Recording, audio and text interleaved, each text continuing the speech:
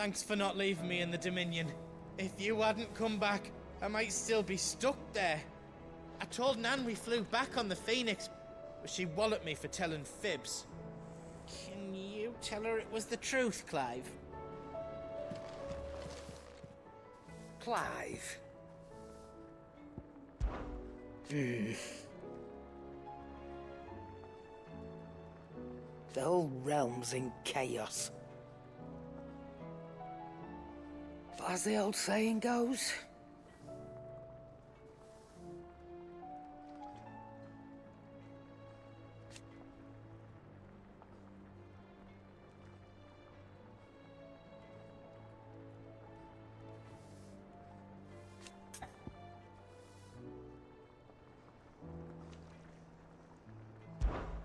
if you're gonna buy something, be quick about it.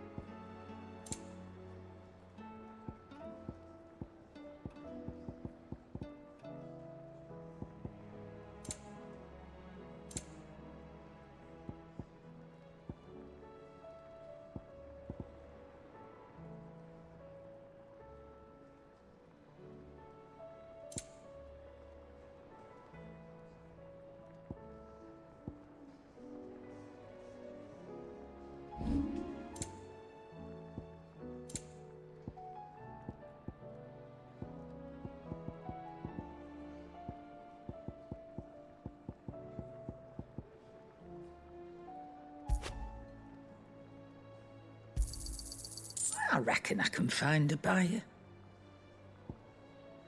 Finished, are you?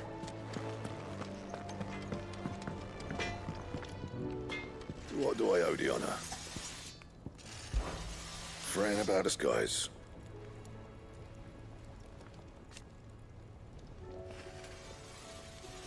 Unless that is...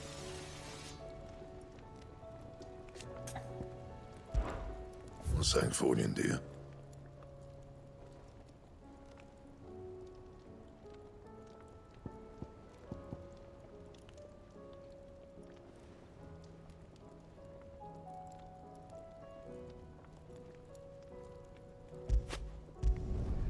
No scratches, right?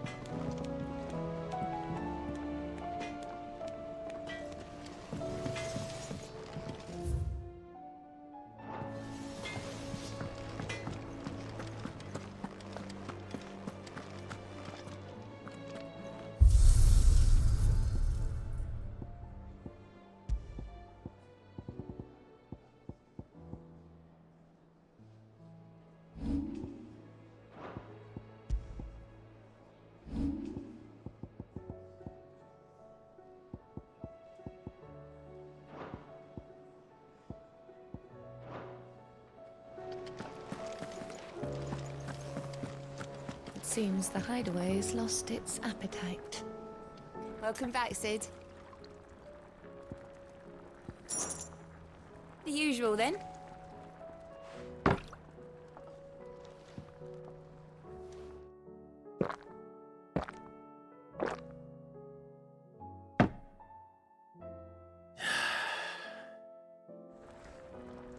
Oh, you're not leaving already, are you?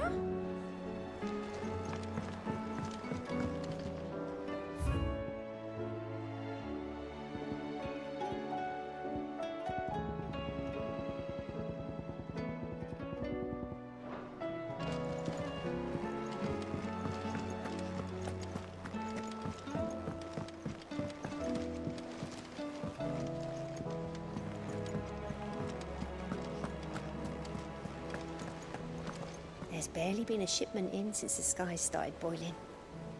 A few more days without a visit and we'll have to start eating the blankets. Did you see that? Tell me you saw that.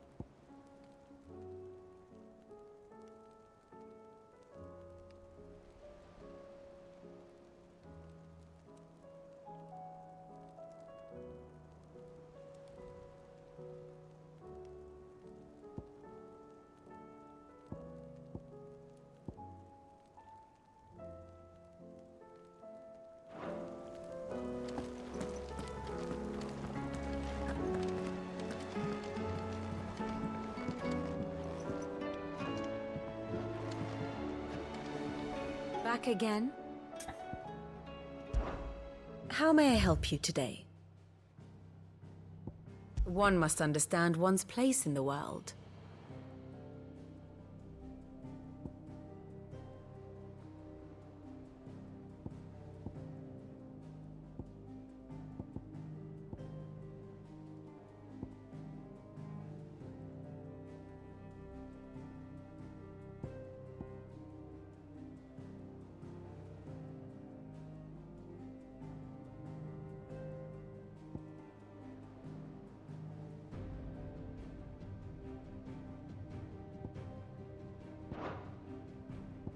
Here's the latest information I have.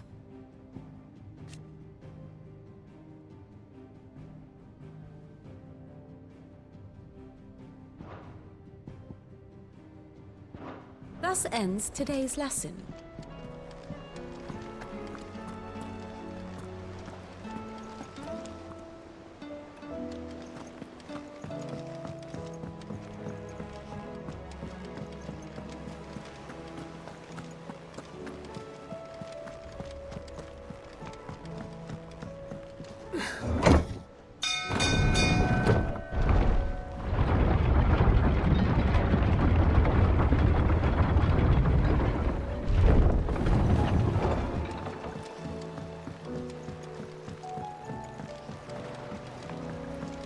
I'd say we were in for a storm. We'll see these letters to the mainland as soon as Obolus deems it safe to sail. As for what awaits me there...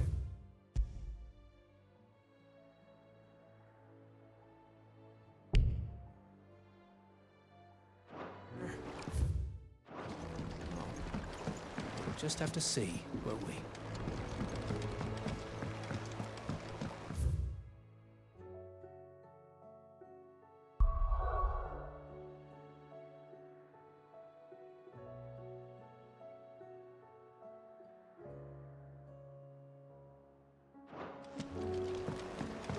You expect me to work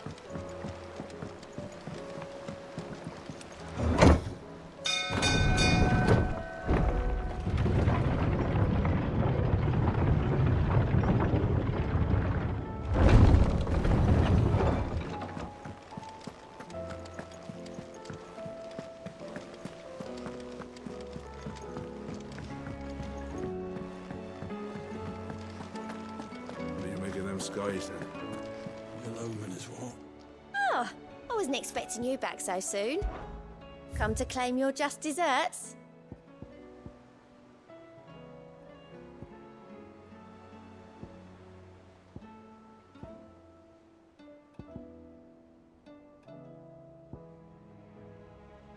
Best of luck out there, Sid. How are you doing? Here you go. Always something in there. Otto, how fares the realm? The realm? Oh, she's just fine. As long as you look past the fat storms out mother crystals and her skies are a roiling cesspit. And Gav? He's with your uncle in the Free Cities, helping Mid with her project. Sent an owl their way the moment the winds turned foul. Still waiting on a reply, though. Do you have any good news? Well, that depends on your definition of good. All right, fine. What do you suggest we do? Oh, no, I'm just a messenger. I leave the scheming to those more suited to the task. Could be that Lady Vivian and Old Tomes have their own thoughts on the current state of things. Could be that they don't. It certainly can't hurt to ask. I suppose not.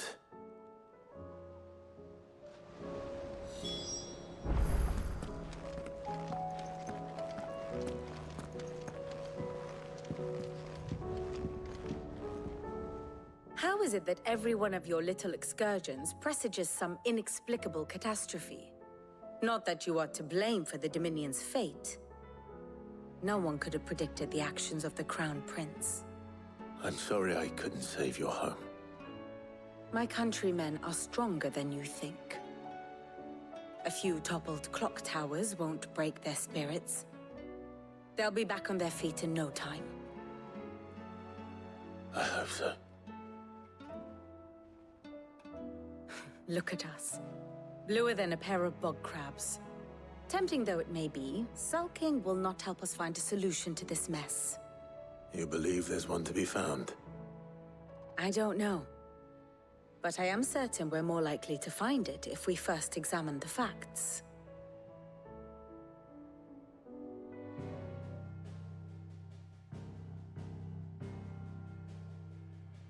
Beneath these darkened skies, fear and confusion reign over Valisthea.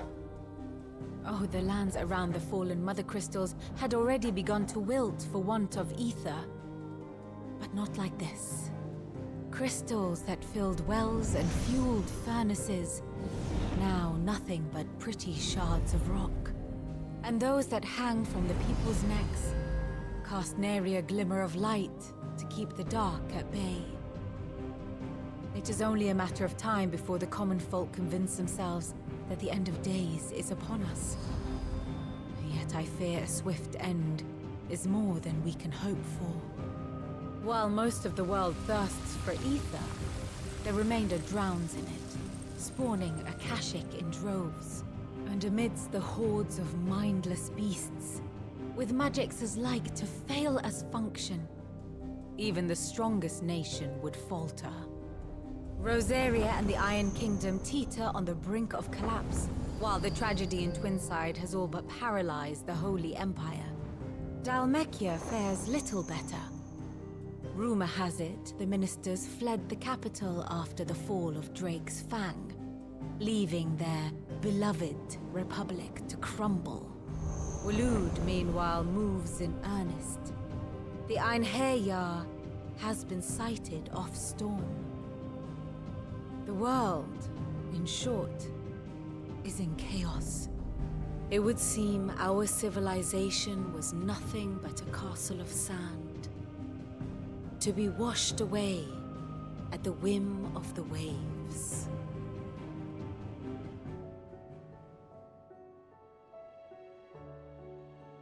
A castle of sand. Not my best flourish, but it seemed fitting. The reports I've received are considerably more blunt in their appraisal. Without the protection of their nations, it will fall to the people to defend themselves against those who would take what is theirs. Which is only ever going to end one way. Defending a farmhouse against a band of chocobo thieves is one thing, but pitchforks and palisades will do little to stall an army's advance. Should the King of Wulu deign to invade, there would be none to stop him. None but us.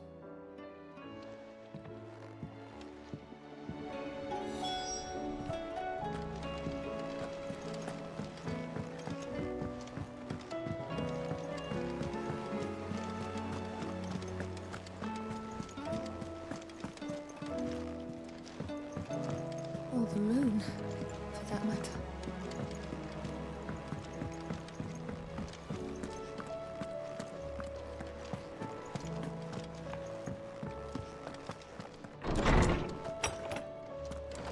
Is a storm coming, Sid? Will there be thunder?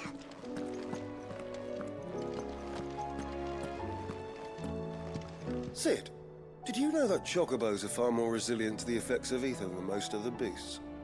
Some say that's one of the reasons they were tamed for use as mounts and sumpters, so that an ether flood wouldn't mean instant death for their riders or drivers. Me, I reckon they built it up over generations. Too many foolish traders driving their birds into floods, and only the toughest surviving.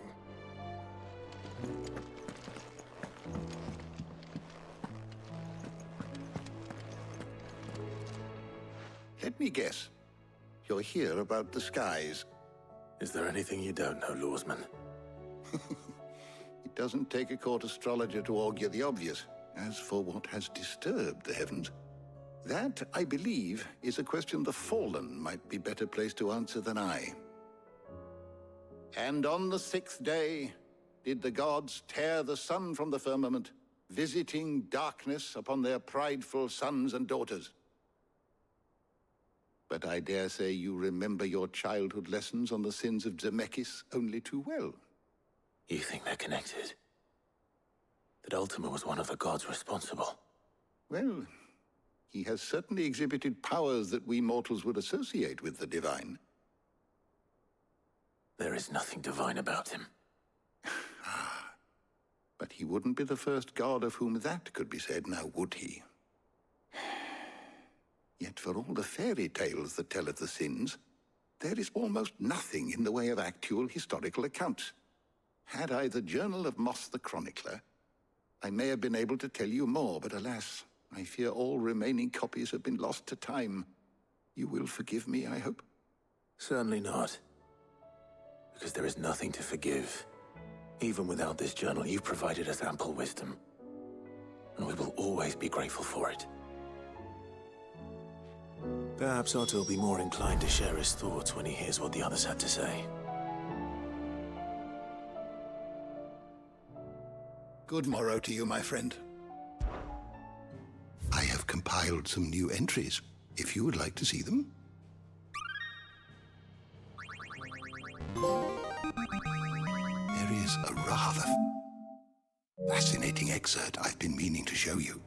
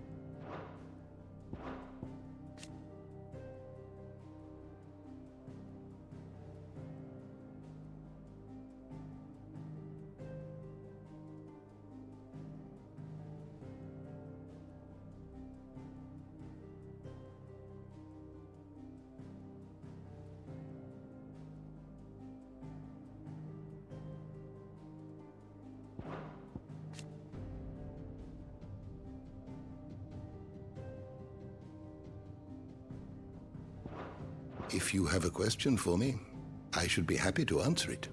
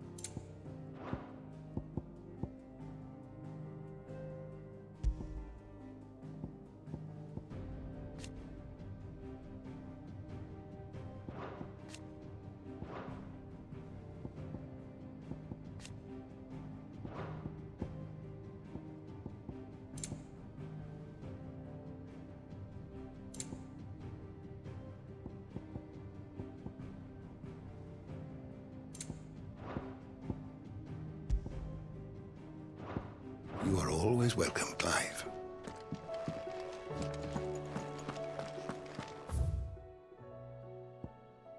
Is a storm coming, Sid? Will there be...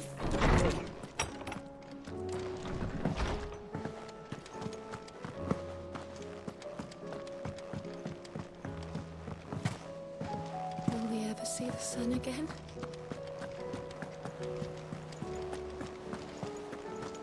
Did you see that? Tell me you saw that.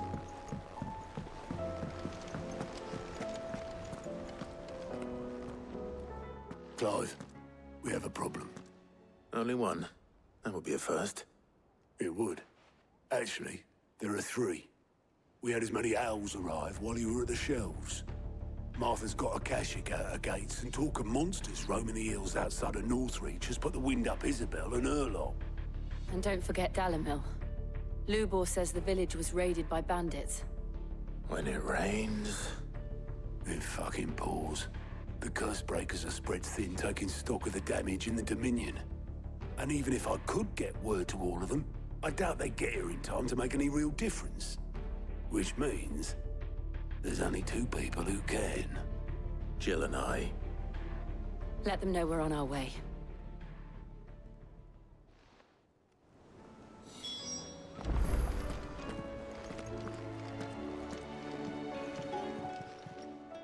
Fancy a look at the list, do you? Quick look.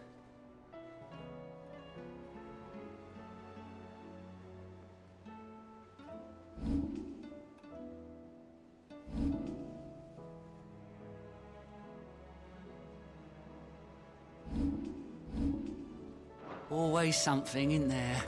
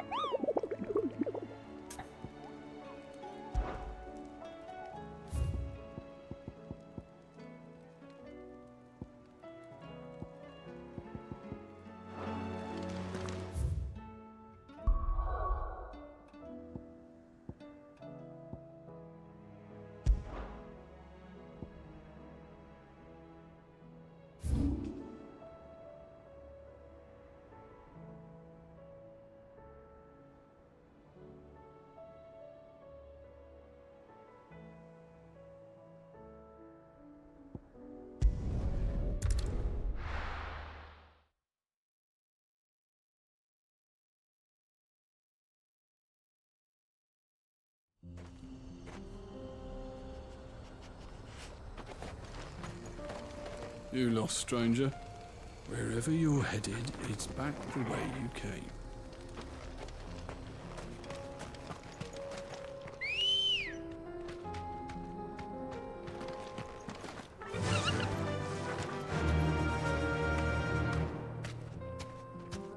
Run like the wind.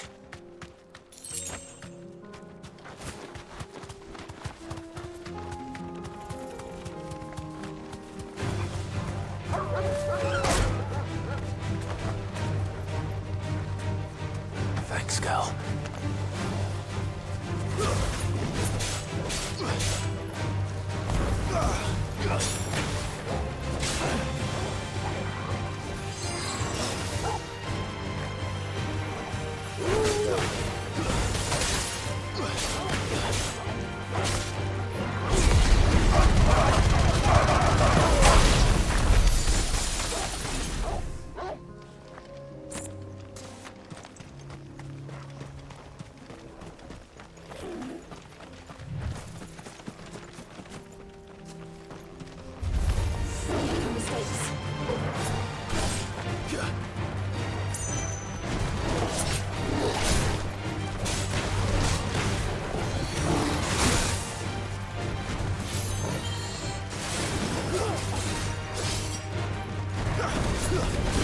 Nice try.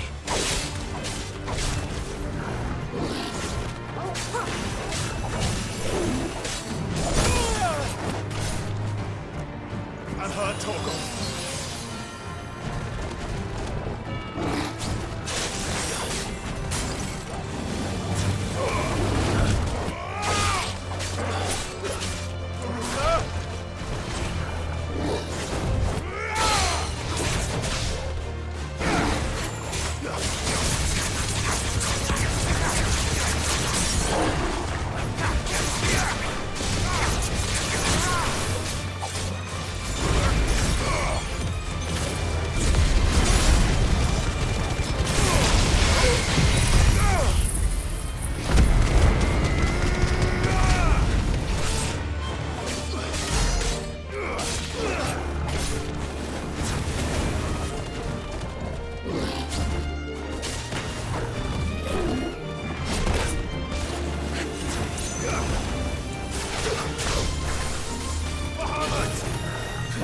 Nice try.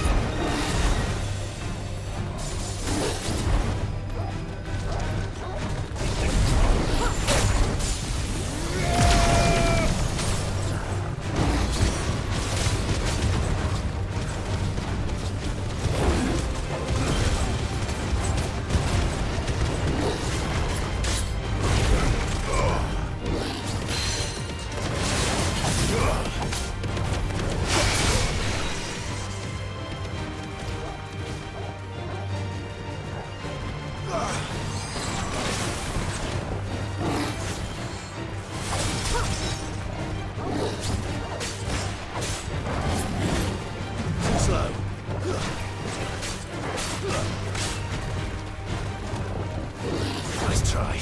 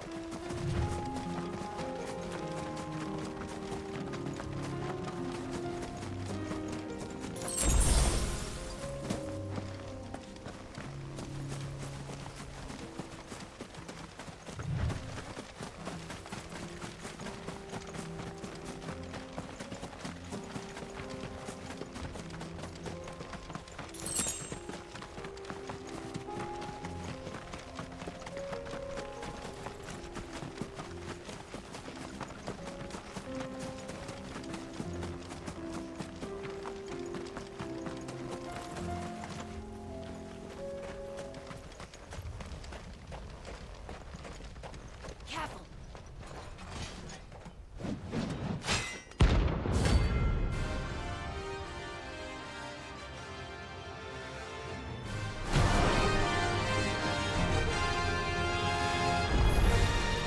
Another god's forsaken soul, eh? Only those who have nothing. So empty your pockets.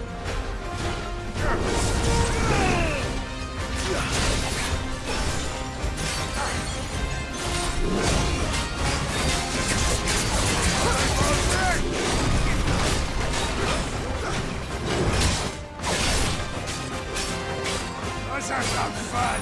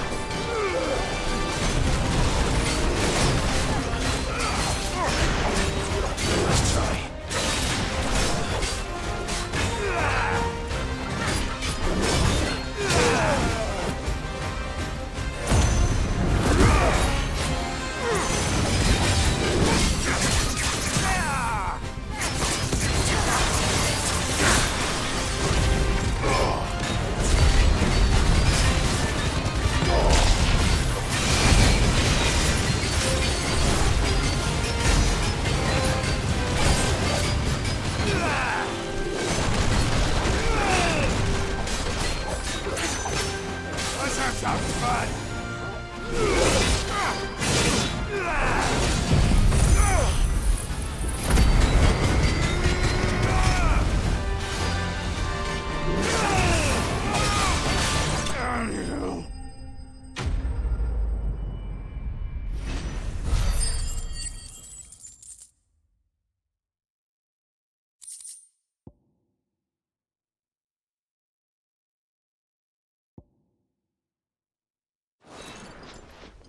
A deserter turned outlaw.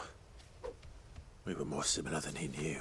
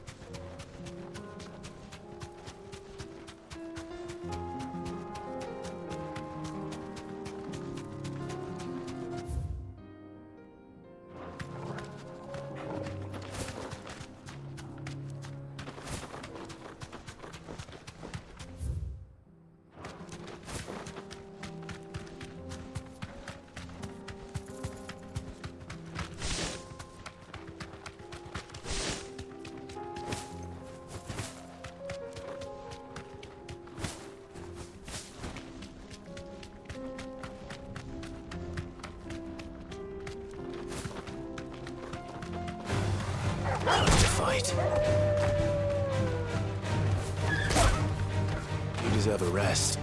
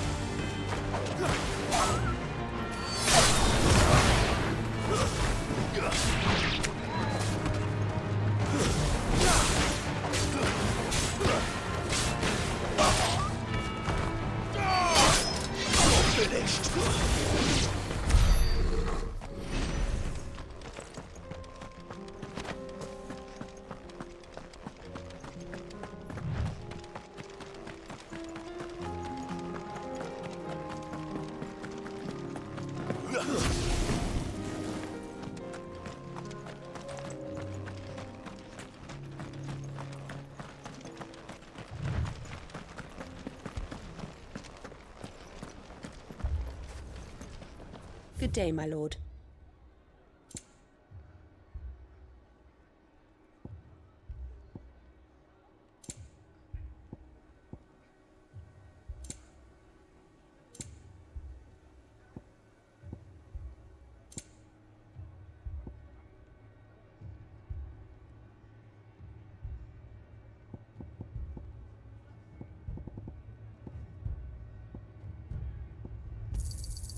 My thanks.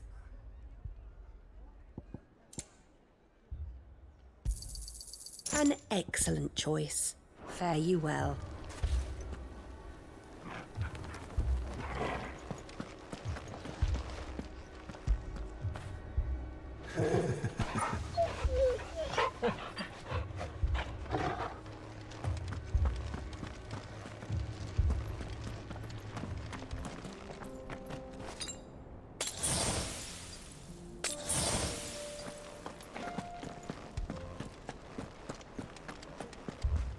Anything I can interest you in? An excellent choice.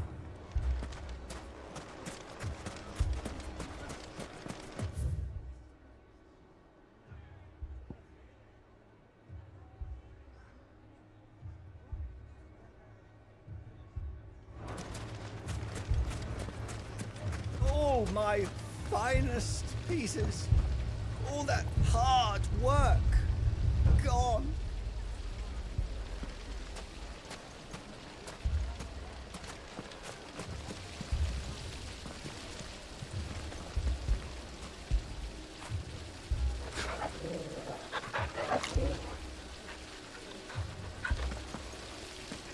What are we to do? We could fight, but what would it cost us?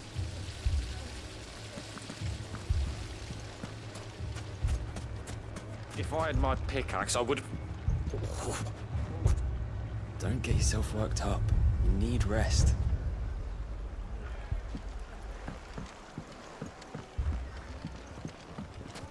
My shop? Why would anyone do such a thing? If you're wondering why Dalamil's in such a sorry state, you can blame the bandits. Them and the mercenaries who are guarding the gates. Though I can hardly fault them for running. Fighting would have meant death. Did for more than a few.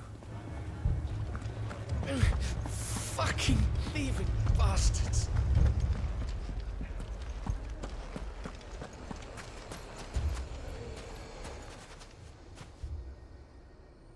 Well, this isn't at all foreboding.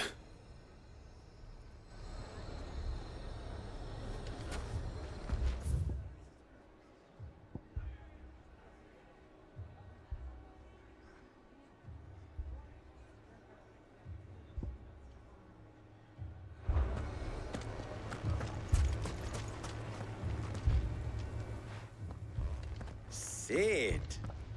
Your new companion appears much more formidable than your uncle. Should I be worried? You haven't been introduced. Jill, Clive has told me much about you. All lies, I'm sure. Your Stolas said that Dalamil has a bandit problem.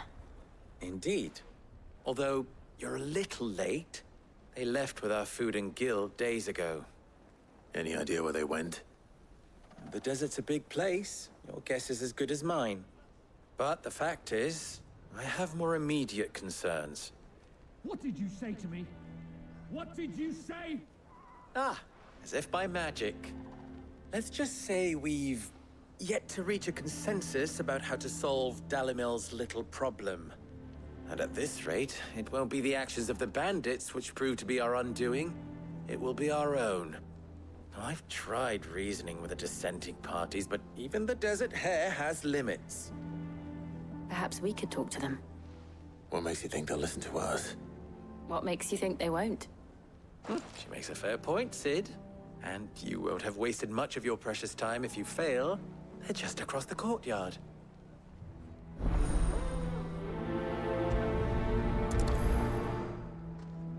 Suppose we just follow the shouting.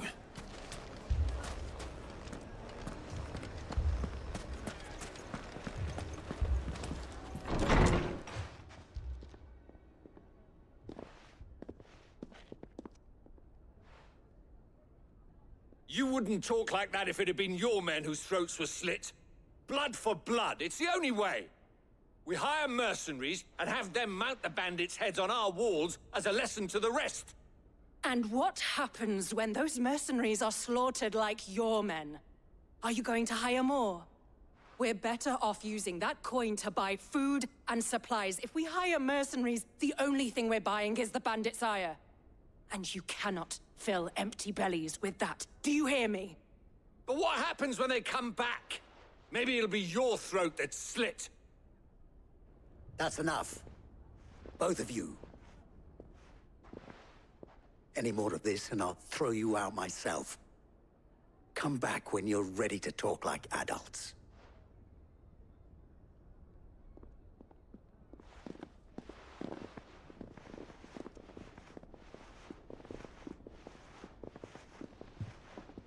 Victor. What's he doing here?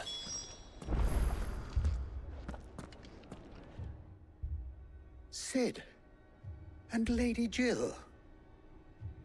What brings you here? I was about to ask you the same thing. Costness is in chaos, and the markets have all but ceased to operate. The Briar's Kiss here in Dalamil is the only place I can reliably obtain supplies. I was here to do just that when Master Lubor told me of his troubles. He thought I might be able to talk some sense into these fools. But if you're here, I suppose his patience must be waning. Who are those people? Those were the thorns in Lubor's side. And the reason this place might be headed the same way as Costness. It's these accursed skies. The darkness is enough to drive a man to madness. Or an entire city, for that matter. We're still working on the skies. But in the meantime, perhaps we can find a solution to Dalamil's problems. I hope so. For all our sakes.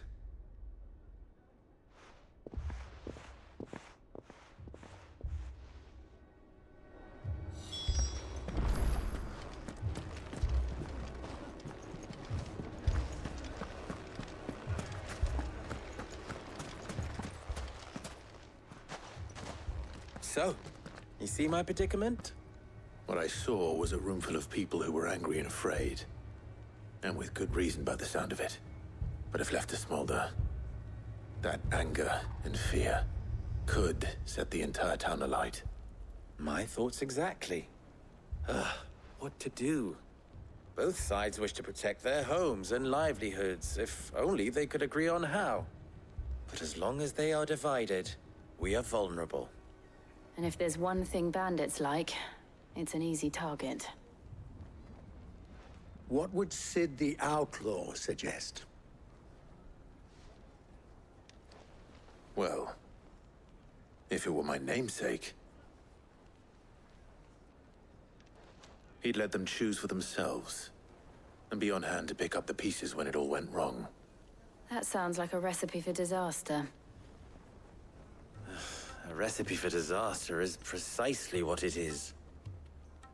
But perhaps that realization would be enough to make them question the ingredients. While it's plain neither Conrad nor Natalie will countenance the other's proposal, it may still be possible to make them doubt their own before presenting them with a third option. And that would be? To pool our resources and save the city ourselves. Why fight each other when all that fear and anger can be directed at the bandits? It appears we have a plan of action. Victor, pay Conrad a visit. See if you can't convince him of his folly. I'll speak with Natalie. As you wish. Your faces are not well known in this town. That may prove useful. Don't worry, Victor and I will do most of the talking. You need only play along. Play along?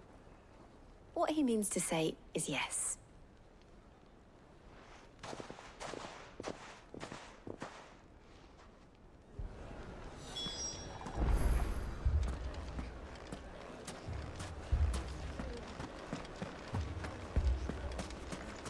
Picture it, Conrad. Your own city guard. Buying more supplies? We might as well scatter seeds near a rat's nest. They're the problem, and only steel will solve it.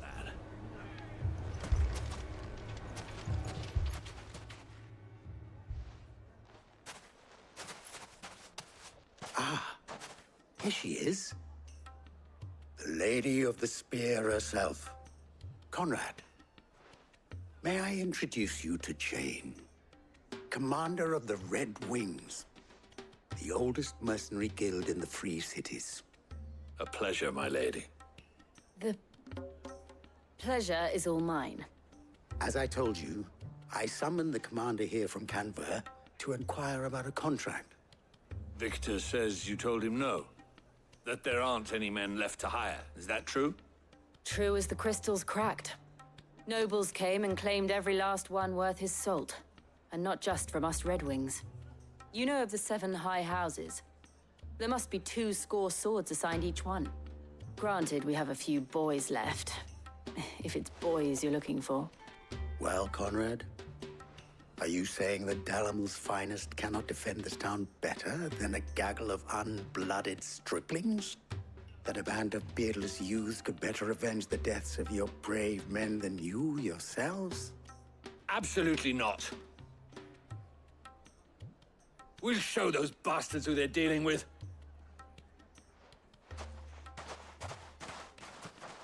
I can't believe that actually worked. Conrad's not what you called the brightest candle in the crypt. And there's a reason why I had you do the talking and not Sid. Well played, my lady.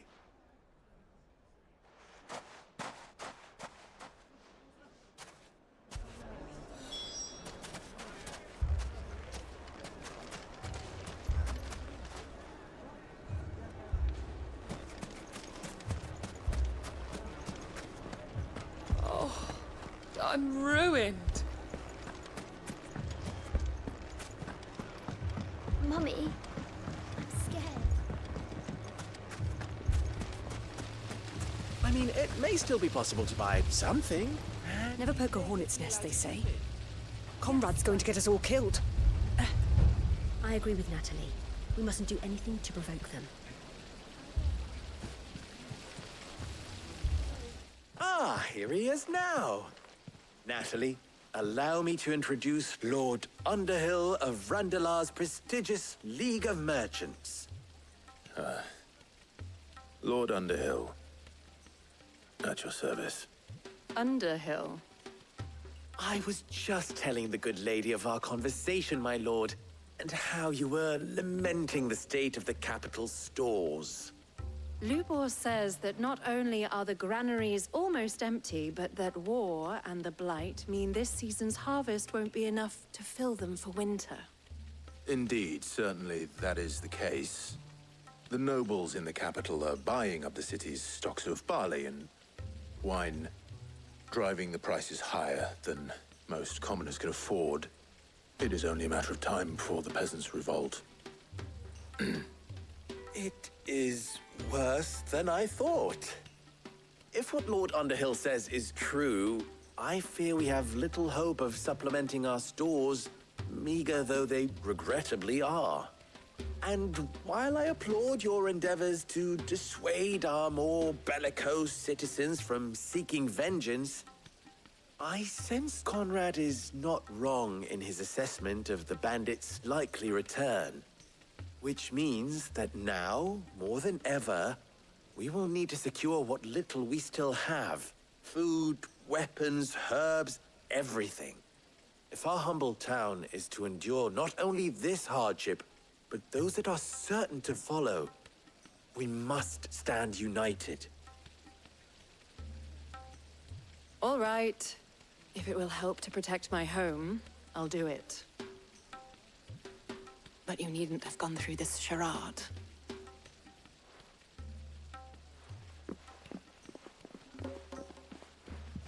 Thank you, Clive. Your performance was nothing if not workmanlike. She saw right through it. I didn't say it was good, merely that it produced the desired effect. Now, my scouts should be returning shortly. Meet me back at the Briar's Kiss, and we shall see what we face.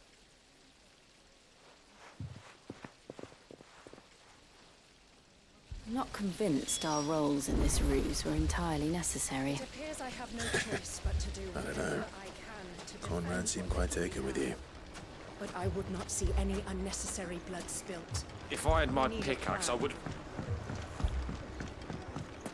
My shop. Why would anyone do such a thing? Good news, Sid. Both Conrad and Natalie have somewhat gracefully accepted their new roles. With time, they may even learn to. Time no longer appears to be the luxury it was before lunch. I take it your scouts found the bandits. Technically, it would be the bandits who found my scouts. It appears they march for Dalamil as we speak. All of them. You're not serious. They don't just want food, they want the whole damn town.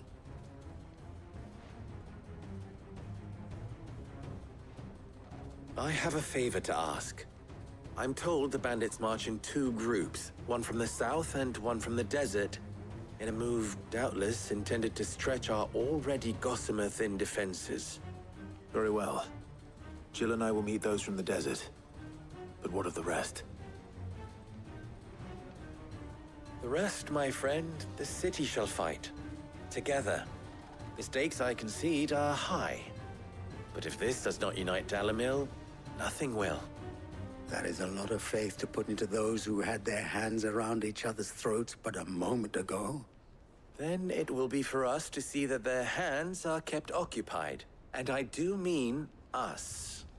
I thought you might say that. We'll hold them off for as long as we can. And we will do the same.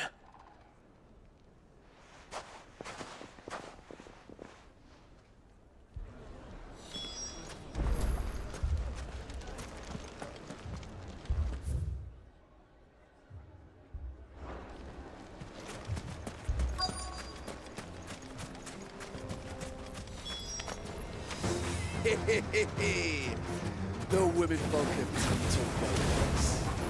I'll take that one. He's all yours.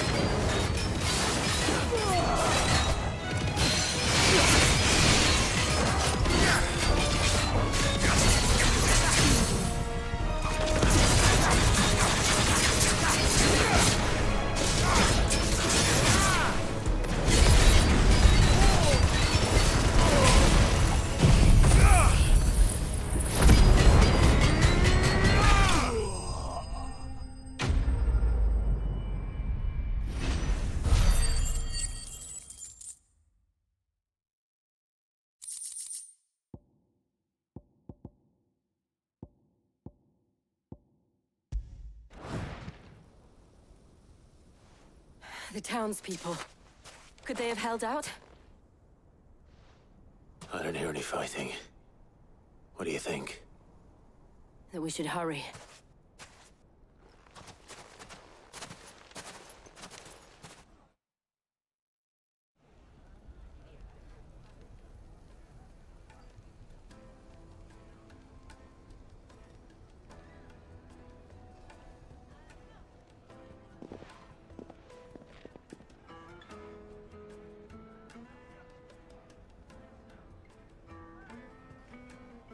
Natalie, I owe you an apology.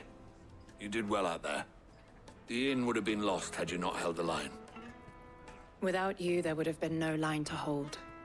You saved us, Conrad. You saved Dalimil. We all saved Dalimil.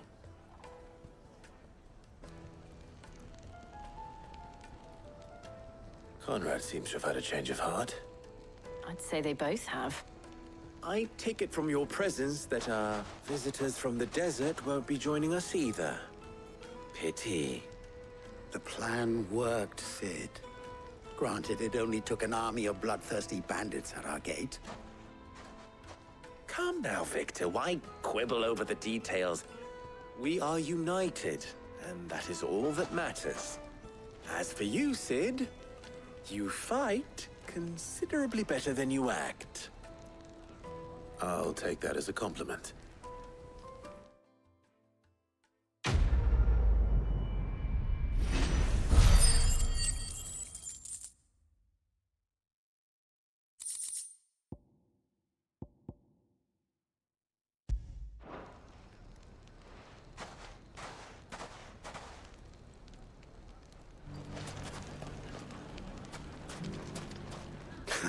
Now, if I could only convince the people of Costness to work together.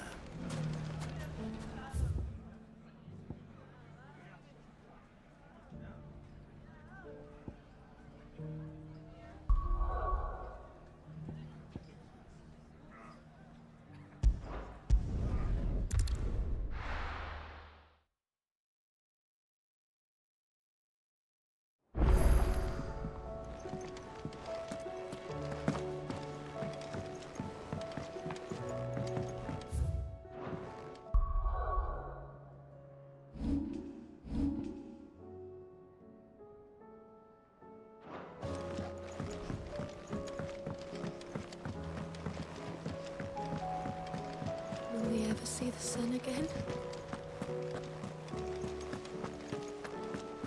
Did you see that? Tell me you saw that.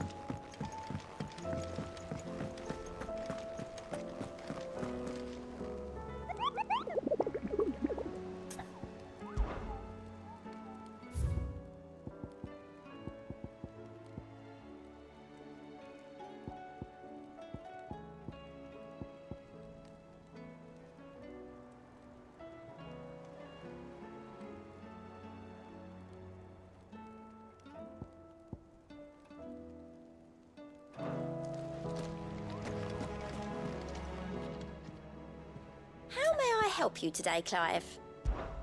Is everything we've received and everything promised? Here you are.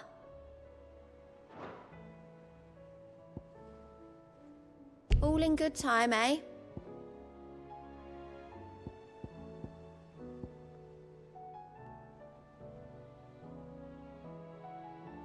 Best of luck out there, Sid. Welcome to the Patron's Whisper. Come again. I may have more for you.